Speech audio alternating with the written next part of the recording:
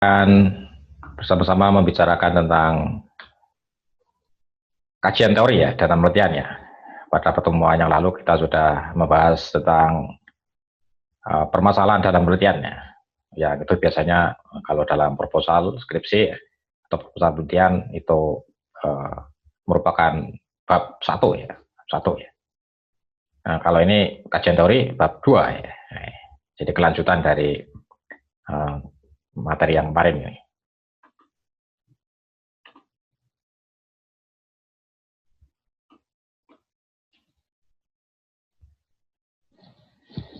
Ya, teori. Apakah itu teori ya? Ya, teori biasanya merupakan jawaban atas pertanyaan why, mengapa ya. Nah, di bawah teori ada konsep ya, biasanya atau definisi ya, atau pengertian ya, yang biasanya menjawab pertanyaan apa, what ya. Jadi misalnya sejarah, apa itu sejarah ya? Ini berarti konsep ya, pengertian ya, definisi ya, sejarah. Tapi kalau sudah menyangkut teori ya, teori itu sejarah ya, ini menjawab pertanyaan mengapa ya, why. Nah, kita kenal dalam sejarah itu banyak teori-teori ya, teori-teori sejarah spekulatif ya dan sebagainya ya. Itu nanti di filsafat sejarah itu ada ya, berbagai teori sejarah ya. Nah, itu tidak sekedar menjawab apa itu sejarah ya, tapi sudah menyangkut filosofis ya, sofis. Ya, teori merupakan hubungan antar konsep ya. Jadi konsep-konsep itu berbagai konsep ya, itu dikait-kaitkan ya, dihubungkan ya, sehingga membangun sebuah teori ya. Jadi konsep ini adalah bahan baku ya, dari sebuah teori gitu. Nah, sehingga teori diartikan sebagai hubungan kausal, logis dan sistematik antara dua atau lebih konsep ya. Maka teori tiada lain merupakan penjelasan suatu gejala. Jadi kalau konsep itu hanya menjelaskan satu gejala saja ya, satu hal saja ya, satu pengertian saja ya. Tapi kalau teori ini menjelaskan gejala. Gejala itu kan berarti ada hal-hal yang di dalamnya terdapat beberapa unsur ya, beberapa konsep gitu ya. Sehingga teori lebih tinggi ya derajat ilmiahnya ya. Nah, jadi teori merupakan suatu penjelasan terhadap suatu gejala yang terjadi di masyarakat ya, sehingga kita tidak boleh ya kemudian meremehkan teori ya, karena teori ini sebenarnya juga merupakan penjelasan terhadap suatu gejala ya. Jadi berangkat dari fakta empirik di masyarakat, ya, kemudian itu direfleksikan, direnungkan ya, dicari keterkaitan antar berbagai hal, berbagai unsur ya. Nah, kemudian dirumuskan menjadi suatu bangunan teori ya. Nah, sehingga menjadi sebuah penjelasan yang lebih utuh, lebih lengkap ya, dan juga lebih kompleks ya terhadap suatu gejala. Kalau sejarah ya tidak hanya sekedar dijelaskan secara pengertian saja ya, tapi juga secara filosofis ya, secara hubungan kausal antar berbagai hal ya yang terkandung dalam peristiwa sejarah. Penjelasan atau eksplanasi ini meliputi unsur yang menjelaskan dan yang dijelaskan ya. Jadi yang dijelaskan ya sejarah ya. Unsur-unsur apa yang bisa menjelaskan sejarah ya. Ya kalau dari sisi pengertian atau konsep ya sejarah adalah peristiwa di masa lampau. Ini unsur pertama ya.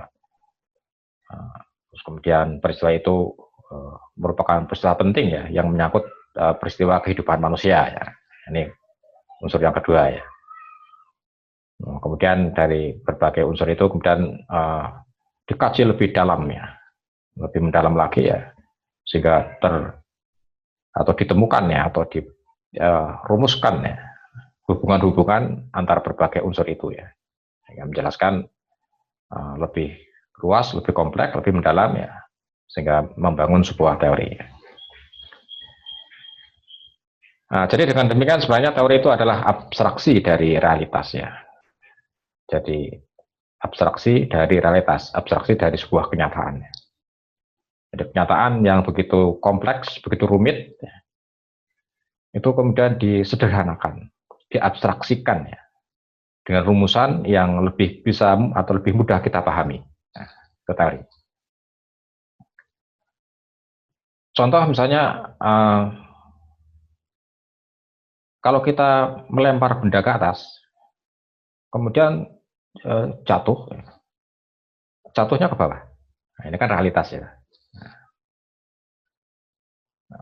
Nah, ini bagaimana penjelasannya? Kok benda kalau kita lempar ke atas kok jatuhnya ke bawah? Tidak ke samping ya.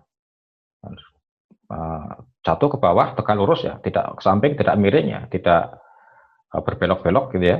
Kok lurus, tegak lurus. Ini bagaimana penjelasannya? Nah, itu dijelaskan dalam teori ya. Ya, untuk menjelaskan itu teori realitas itu kemudian lahirlah teori gravitasi ya. Bahwa benda jatuh ke bawah karena gaya tarik bumi ya, yang disebut dengan gravitasi ya. Nah, itulah yang disebut dengan teori. Nah, ini teori dalam ilmu sosial adalah gambaran kenyataan empirik ya. Jadi sebenarnya itu teori itu menggambarkan kenyataan empirik ya. Kenyataan yang betul-betul ada ya, betul-betul terjadi ya, secara empirik ya. Hanya kemudian dirumuskan ya dalam rumusan yang lebih sederhana ya, yang lebih mudah kita pahami ya. Ya itulah tugasnya ilmuwan ya, merumuskan teori ya yang berangkat dari realitas ya. Ya kalau kita tidak mempelajari teori ya, mungkin kita akan sulit ya untuk memahami realitas ya. Kalau kita tidak mempelajari teori gravitasi ya, kita akan sulit ya, menjelaskan mengapa benda dilempar ke atas jatuhnya ke bawah ya. Nah, itu ya. Ya. Mungkin kalau kita tidak membaca teori itu ya, tidak mempelajari teori gravitasi ya, wah itu memang sudah ya kehendak alam begitu misalnya. Ya sudah memang takdir Tuhan ya, benda jatuh ke bawah gitu ya. Ya, nah ini kita ambil dari pendapatnya ilmuwan politik ini ya, Miriam Budiarjo ya, bahwa teori politik ya adalah bahasan dan generalisasi dari fenomena yang bersifat politik ya. Dalam dunia politik pun begitu ya. Teori politik itu merupakan gambaran ya, dari fenomena politik ya. Dari dunia politik yang begitu rumit ya, yang begitu canggih ya, itu kemudian diulas ya, dianalisis ya, dan kemudian diambil kesimpulan. Ini fenomena apa ini yang seperti ini ya. Nah, misalnya kalau di negara kita demokrasi, kita menganut demokrasi melalui ada parlemen ya, ada wakil rakyatnya ya. Kemudian ada eksekutif ya, ada perintah ya, kemudian ada yudikatif ya, ada lembaga kehakiman ya. Nah, ini berarti teori apa ini? Nah, ada 3 lembaga negara ini, legislatif, eksekutif, dan yudikatif ya. Nah, itu kemudian ada dalam politik dikenal dengan trias politika ya. Nah, ini trias politika ini kan untuk menggambarkan realitas politik ya, bahwa di dalam sebuah negara ada 3 lembaga yang ya sama-sama punya fungsi masing-masing ya, dan saling mengawasi, saling mengontrol ya. Nah, demikian pula dalam pendidikannya, misalnya teori pendidikan itu ya bahasan dan generalisasi dari fenomena pendidikannya. Fenomena yang terjadi di pendidikan kemudian dibahasakan dengan lebih mudah, lebih bisa diterima menjadi teori-teori pendidikannya. Ya, banyak kita kenal teori pendidikannya. Ya, di mata kuliah sebelumnya ada ini ya, teori-teori pendidikannya. Nah, berikutnya apa sih fungsi teori ya? Nah, ini tadi sudah kita bahas ya. Teori itu bersifat eksplanasi, menjelaskan ya, menjelaskan fenomena ya.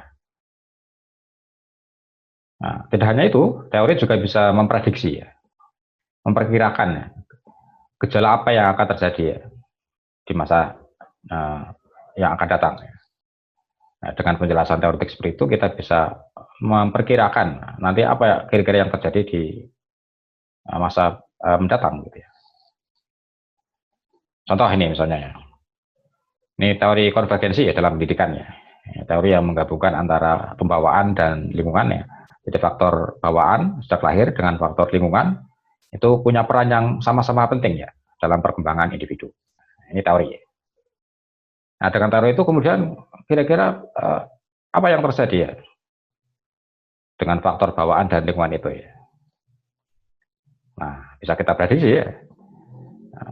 Seorang anak ini akan membawa pembawaan yang baik maupun buruk ya sejak lahir ya, ini faktor bawaannya. Nah, kemudian selanjutnya dipengaruhi oleh lingkungan ya. Sehingga dengan teori seperti itu, maka bisa diprediksi ya, bahwa seorang anak yang hidup dalam lingkungan yang baik ya, maka juga akan mendukung ya perkembangan anak ke arah yang lebih baik. Dan sebaliknya ya, seorang anak yang hidup dalam lingkungan yang tidak baik, kurang baik, maka juga itu akan mendorong ya, perkembangan anak ke arah yang kurang baik juga. Gitu. Ini namanya sifat teori yang bersifat prediktif. Ya.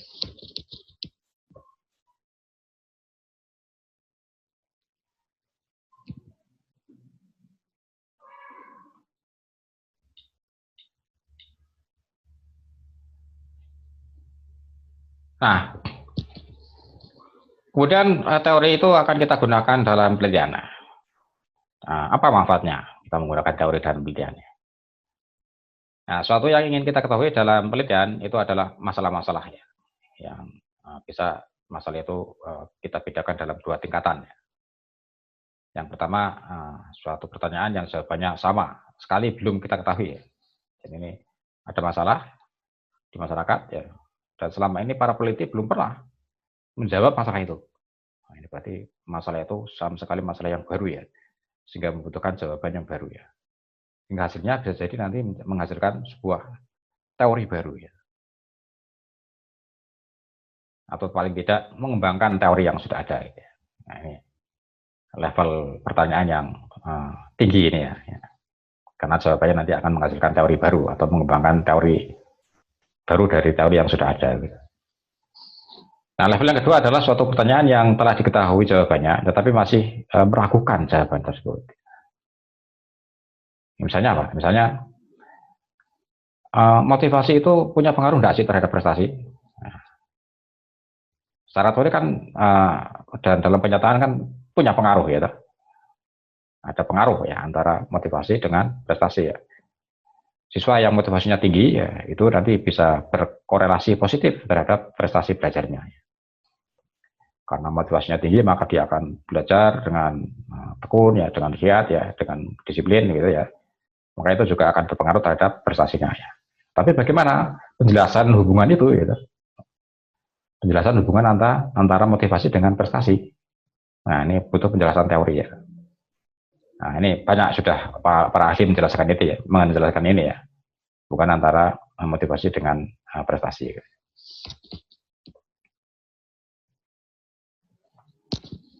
Manfaat lain dari teori adalah memberi pola bagi interpretasi data ya. Jadi data-data yang kita peroleh dari hasil penelitian ya, dari lapangan ya, itu kan perlu kita tafsirkan, kita interpretasi. Nah, teori itu membantu ya kita untuk menafsirkan, menginterpretasikan data itu ya. Jadi, mengkerangkai ya, memberi pola pada data yang kita peroleh ya. Nah, misalnya tadi ya antara motivasi dengan prestasi ya. Nah, ini data-data tentang motivasi siswa itu ini ya. Data-data tentang prestasi siswa itu ini ya. Nah, ini dua data ini kemudian kita kerangkai dengan sebuah teori ya. Sehingga akan bisa kita rumuskan pola.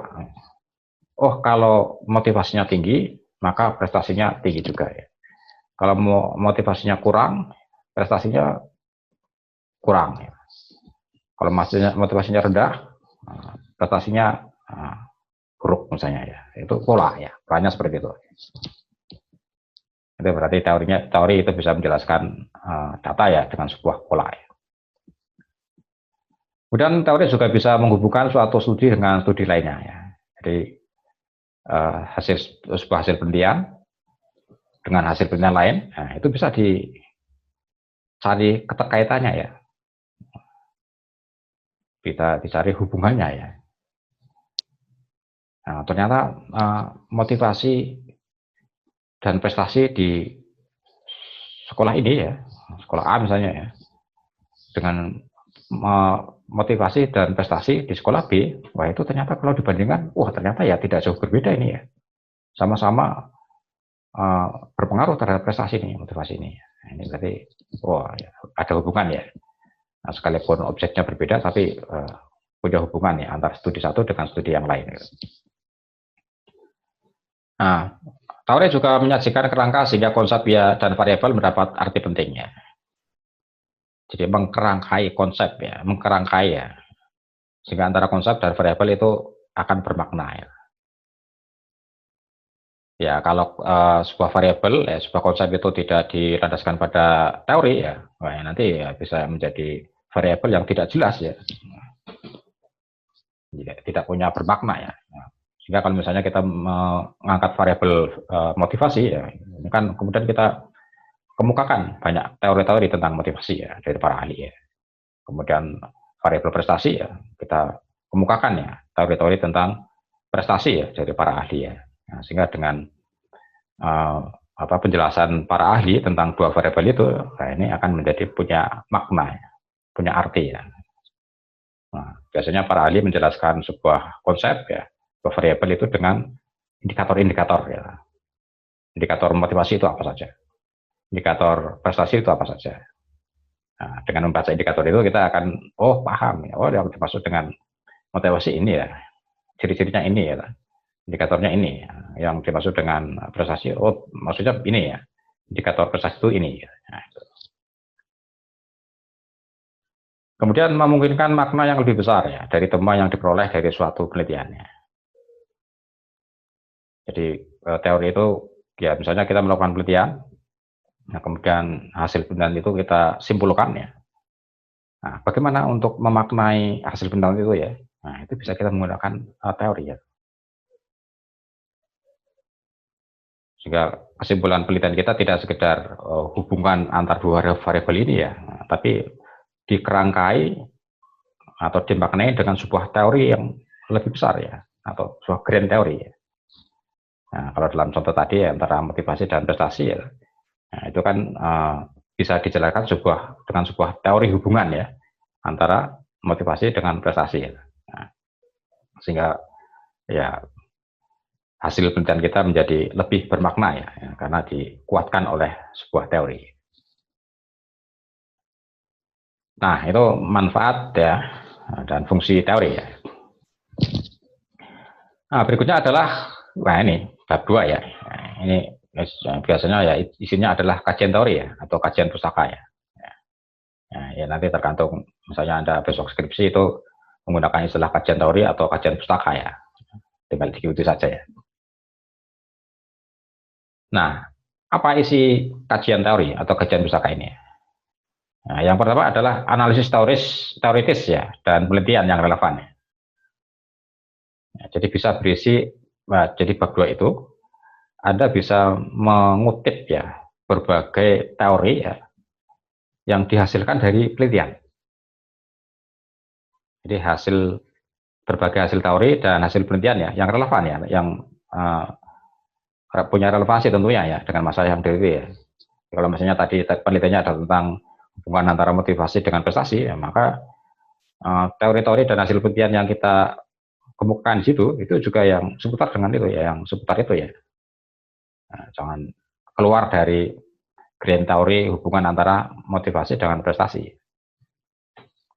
Nah, jadi misalnya kita mengutip teorinya ini ya, ahli A ya, atau teorinya ini ya. Kemudian juga bisa kita merujuk hasil penelitiannya siapa ya dari para peneliti sebelumnya ya, yang hasilnya seperti ini ya. Nah, itu bisa kita masukkan ke dalam bab 2 ya untuk membangun teori ya. Kemudian peneliti juga bisa melakukan sintesis dari berbagai teori ya yang relevan ya agar diperoleh legitimasi konseptual terhadap variabel yang diteliti. Ya, ini lebih tinggi lagi ya. Kalau yang pertama tadi itu hanya menganalisis berbagai teori dan hasil penelitian terus kita kemukakan di itu ya. Nah, kalau ini sudah melakukan sintesis ya. Sintesa dari berbagai teori dan konsep ya. Jadi misalnya ada teori A dan teori B. Nah, kemudian kita sintesiskan ya. Antara teori A dan teori B ini punya persamaan enggak ya? Oh, sama-sama ada persamaannya ya. Oh, ada perbedaannya ya. Sehingga misalnya kalau dalam bab 2 ini kan peneliti seringkali menuliskan ya, menurut pendapat I atau pendapat teori ini ya, teori A ya, itu begini-begini ya. Menurut teori B itu begini ya. Atau menurut ahli ini, ahli A begini, ahli B begini ya, ahli C begini ya. Nah, kemudian kita gabungkan dari berbagai teori dan pendapat ahli tadi, ya, kemudian kita simpulkan dari berbagai teori atau pendapat ahli tadi di atas ya, dapat disimpulkan bahwa wah ini mensintesiskan ya antara berbagai teori atau pendapat para ahli. Unsur teori tampak jelas ya, seperti konsep, asumsi, hubungan antar variabel, dan daya penjelasan terhadap masalah itu ya. Ini harus jelas ya. Teori apa yang digunakan ya. Nah, dan kalau menggunakan konsep, konsepnya apa ya, hubungan antar variabelnya bagaimana ya, dan juga penjelasannya bagaimana ya. Harus tampak jelas ya.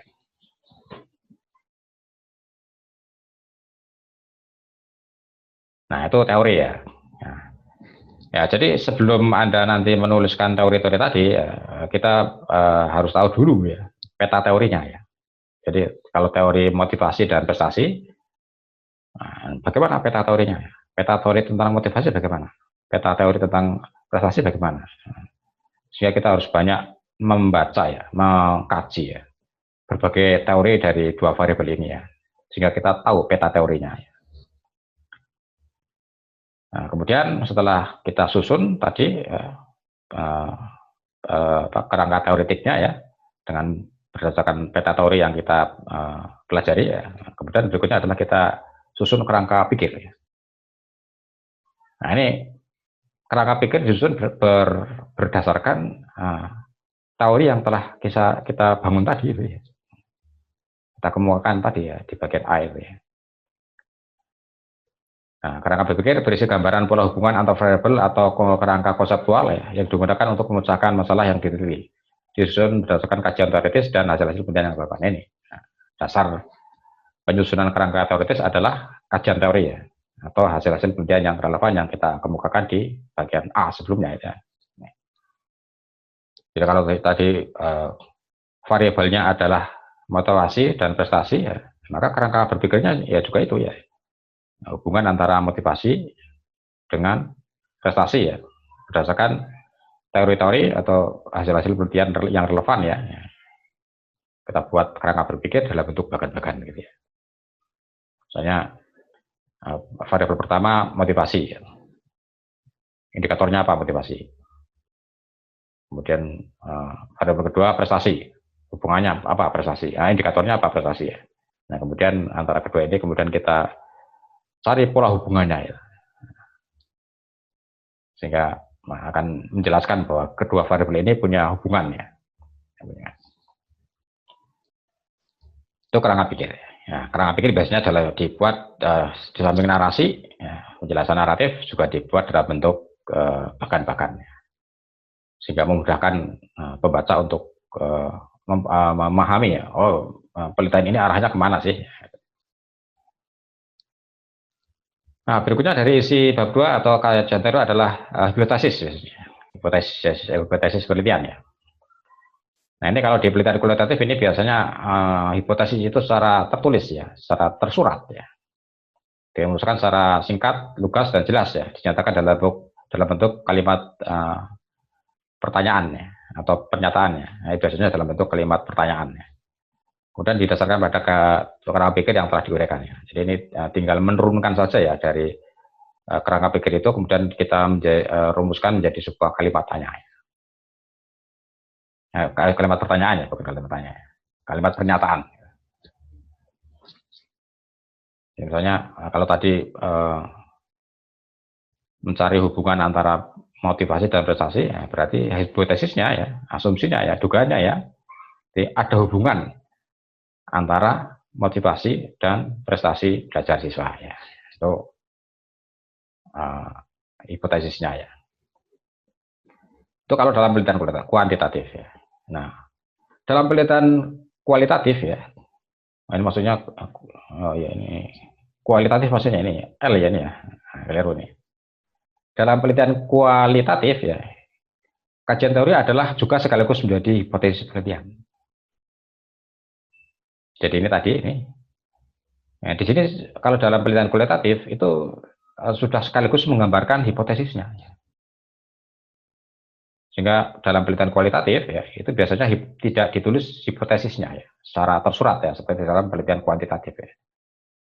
Nah, pembaca dapat memahami oh yang diasumsikan dalam penelitian ini adalah apa ya hubungan antara motivasi dan prestasi ya, itu sudah bisa paham dengan hanya membaca bagian ini saja ya.